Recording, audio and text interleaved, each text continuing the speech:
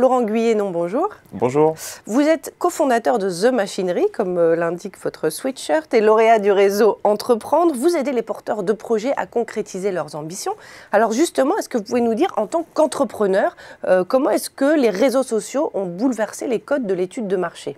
Alors le grand changement qu'ont apporté les grandes plateformes numériques, c'est le fait qu'on ait accès de manière très directe à ses clients et ses utilisateurs potentiels, alors qu'auparavant on devait passer par des tiers qui nous permettaient de faire des études ou d'accéder à nos clients directement. Donc le gros avantage, notamment via des campagnes de médias, via ces grandes plateformes, c'est qu'on va pouvoir très directement pousser le concept de sa startup pour mesurer la réactivité de ses cibles, aucun intermédiaire et donc de la récupération de données quasiment instantanée. Et alors, comment est-ce que ces réseaux sociaux permettent d'affiner et de mieux connaître sa cible client finalement ? Alors, ces grandes plateformes, même si bien sûr ça pose énormément de questions sur la citoyenneté et sur nos libertés, c'est un fait, elles collectent énormément de données, notamment sur nos comportements.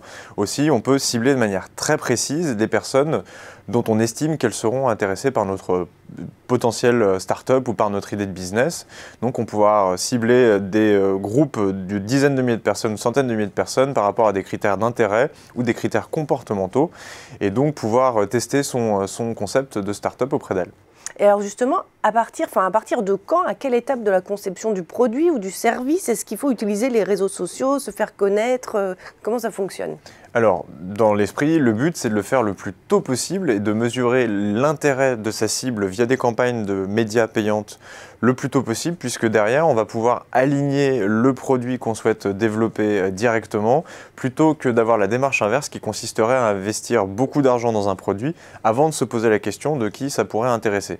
C'est des démarches qui s'inspirent largement des méthodologies Lean Startup qui consistent à réduire les coûts et à collecter de la donnée utilisateur très tôt, même si on a un produit rudimentaire, voire inexistant.